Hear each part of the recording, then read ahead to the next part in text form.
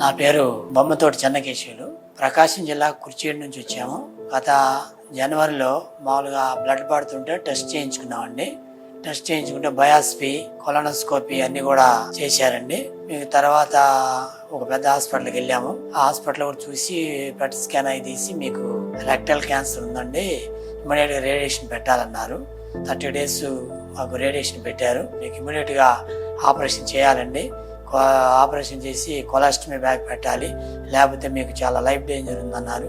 అప్పుడు నేను చాలా బాధపడ్డాను. చాలా ఫ్యామిలీ మెంబర్స్ కూడా మేమంతా బాధపడుకుంటూ ఉన్నప్పుడు మాకు మా బ్రదర్ ఇంకొకరి ద్వారా మరి పునర్జన్మ హాస్పిటల్ ఉంది, ఒకసారి వెళ్ళండి అని చెప్పేసి కొంతమంది సలహా ఇచ్చారు. సరే ఇక్కడికి వచ్చాము, మా బాధనంతా కూడా చెప్పాము. డాక్టర్ గారి సలహా మేరకి ఆ యొక్క డైట్ ఫాలో అవుతూ ఆ టాబ్లెట్లన్నీ కూడా నేను వేసుకుంటూ మరి అక్కడికి ఇక్కడికి నాకు కొంచెం డిఫరెన్స్ కనిపించింది.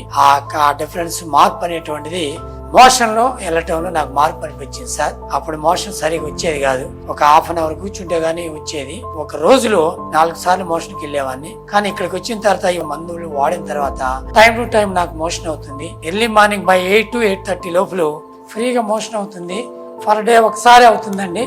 నాకు చాలా మార్పు అనిపించింది సార్. చాలా యాక్టివ్గా ఉన్నాను. హాస్పిటల్ అంటే నాకు పూర్తిగా నమ్మకం అనిపిస్తుంది.